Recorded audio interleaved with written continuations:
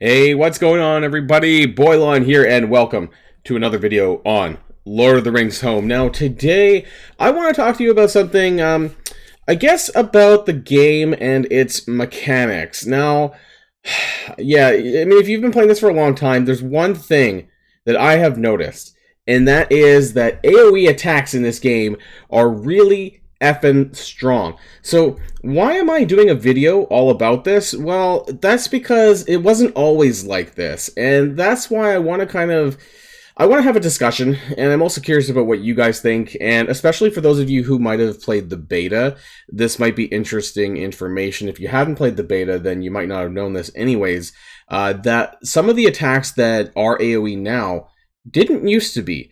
And I almost think that, on a whole, that AOE attacks are overpowered, and that they're too good. But we'll talk about that and more in today's video. So if you're ready to go, let's boil this down.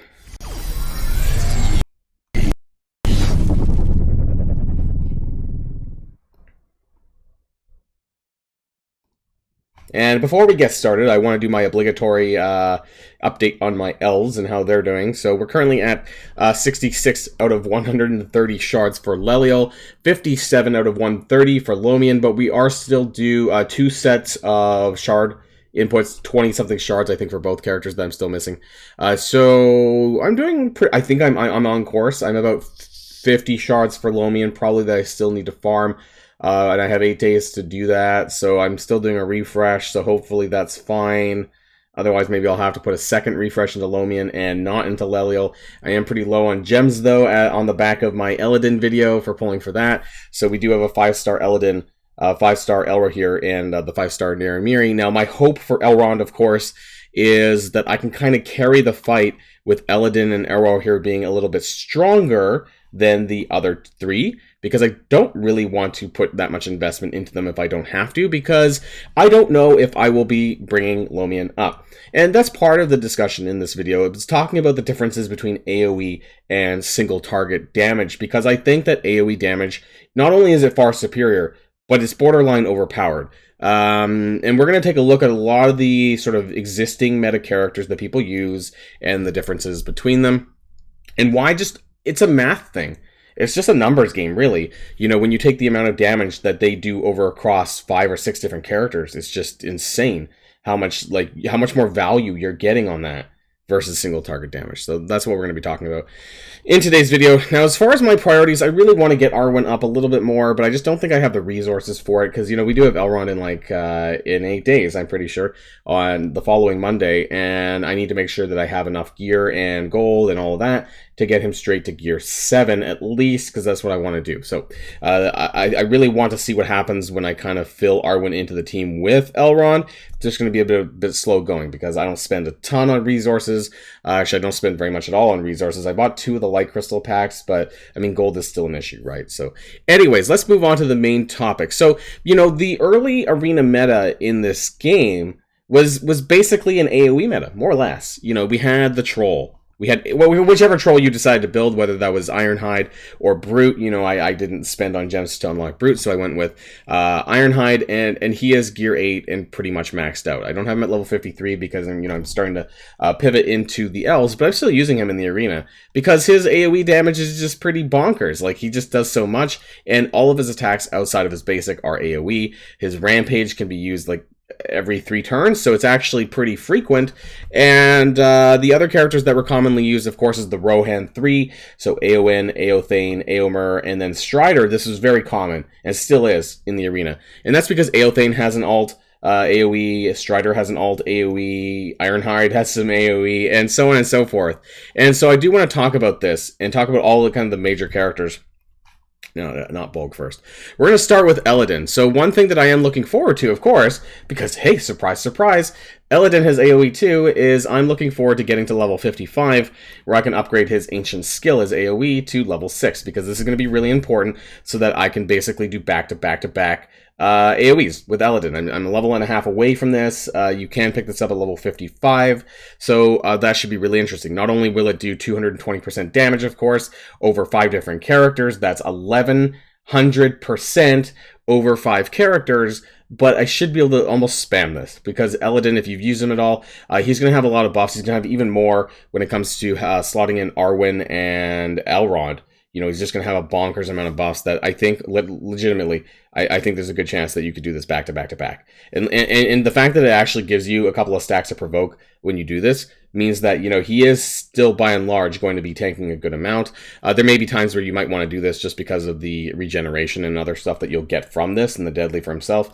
Maybe. But in an arena context, if you can spam this skill, you probably are going to. Because this is what I mean about AoE skills, is that when you have a full field of enemies, whether that be for arena or for campaigns or whatever, that this amount of AoE damage over the, you know, 220 times 5 is just so crazy. And that's what we need to talk about. So that's Eladin. Let's talk about Eothane. Once again, 230 on his ultimate. Let's see if I can zoom in a little bit more, because that might be more beneficial for the video. My mouse wheel sucks.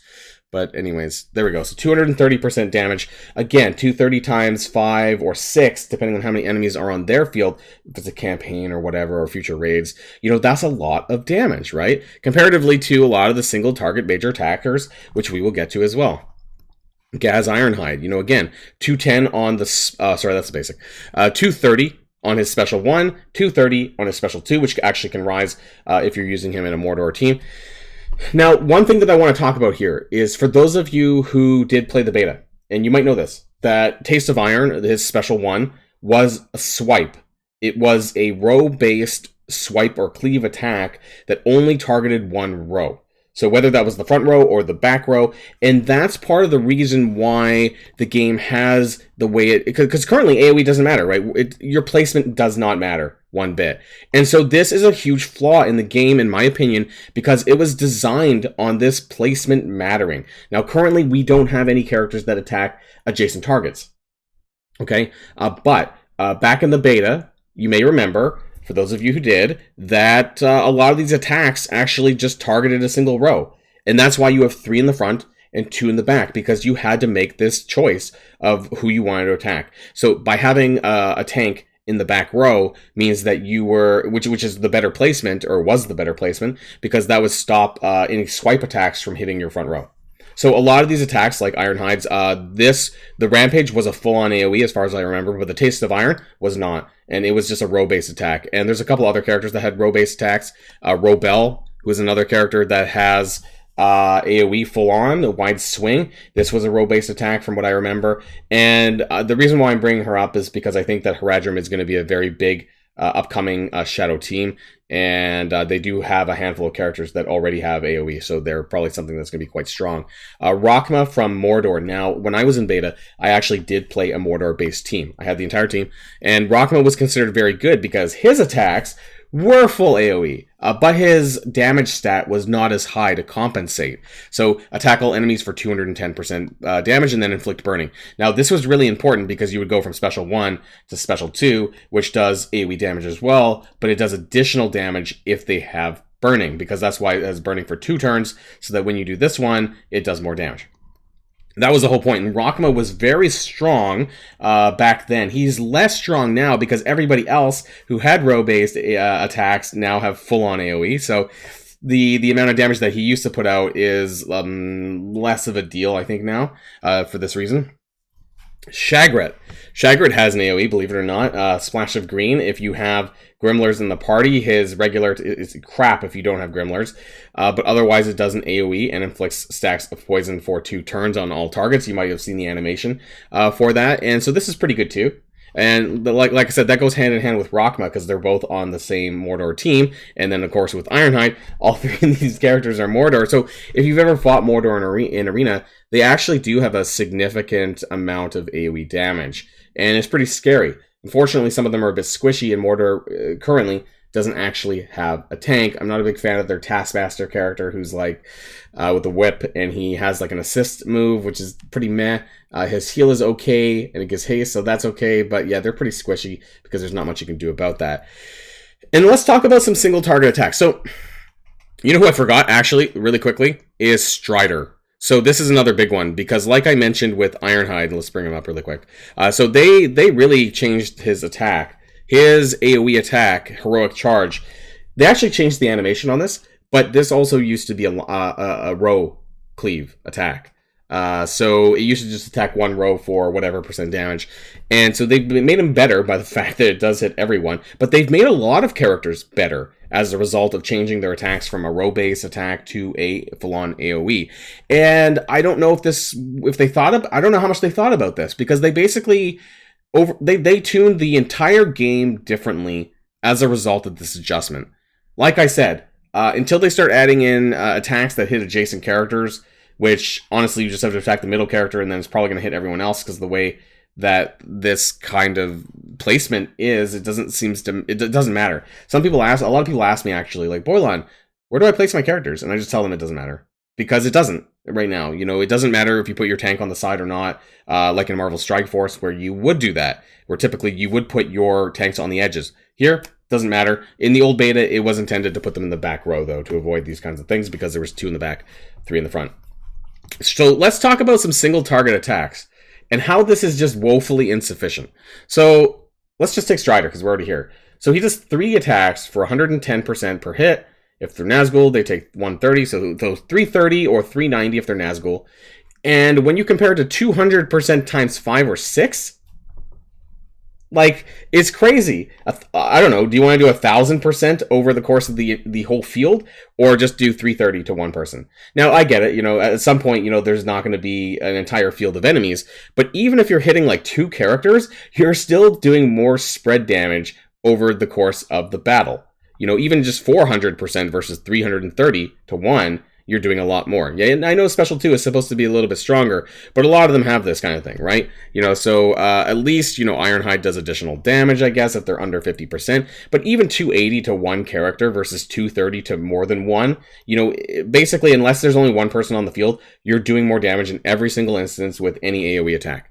Lomian has some of the strongest single target damage in the game. His super glass cannon is squishy, but as far as his Flurry of Steel goes, it's 5 times for 75%. That's 375, plus his additional chances for crit, and he usually has might from the basic and whatnot. So he has potential to actually get some pretty high damage. But still, even the fact that he has no AoE, and he can't do this back-to-back, that it's just not enough. Why would I want to use Lomian over someone such as Ironhide?